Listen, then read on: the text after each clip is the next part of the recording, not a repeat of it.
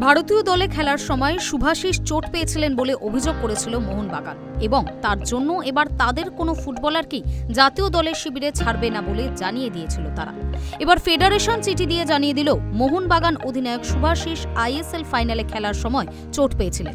এই চোট কোনোভাবেই গত মার্চে বাংলাদেশের বিরুদ্ধে ম্যাচ খেলার সময় নয়।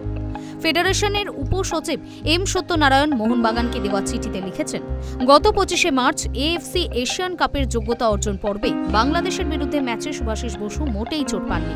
শিলংয়ে ওই ম্যাচে উনি 85 মিনিট খেলেছেন।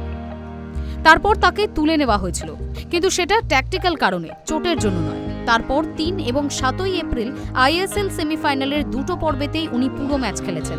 তারপর 12 এপ্রিল ফাইনালেও 90 মিনিট খেলেছিলেন। তারপর তাকে তুলে নেওয়া হয়েছিল। উনি 18 মে জাতীয় দলের শিবিরে যোগ দিয়েছিলেন, কিন্তু একটা দুটো সেশন অনুশীলন করার পরই ডান পায়ের কুচকিতে চোটের কথা বলেছিলেন। উনি নিজেই চিকিৎসকদের বলেছিলেন আইএসএল ফাইনালে চোট পেয়েছিলেন। ফেডারেশনের দাবি, শুভাশিসের চোটের ব্যাপারে মোহনবাগান কিছু জানায়নি। ওই চিঠিতে লেখা আছে, চোট পাওয়ার পর শুভাশিস শুধু বিশ্রামে থেকেছেন।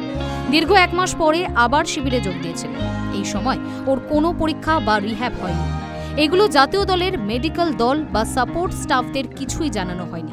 যখন আবার যন্ত্রণা শুরু হয়, ওকে 5 দিন বিশ্রামে থাকতে বলা হয়েছিল, কিন্তু চিকিৎসার ব্যবস্থা ও রিহ্যাবের ব্যবস্থাও করা হয়েছিল।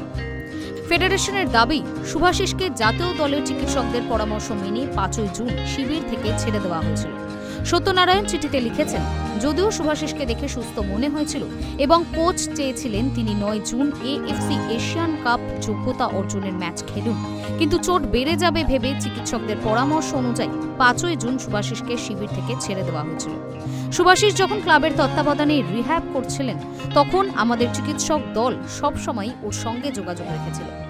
মোহনবাগানের এক কর্তা সোমবার অভিযোগ করেছিলেন, বাংলাদেশের বিরুদ্ধে এশিয়ান কাপের যোগ্যতা অর্জনের ম্যাচে চোট পেয়েছিলেন শুভাশিস।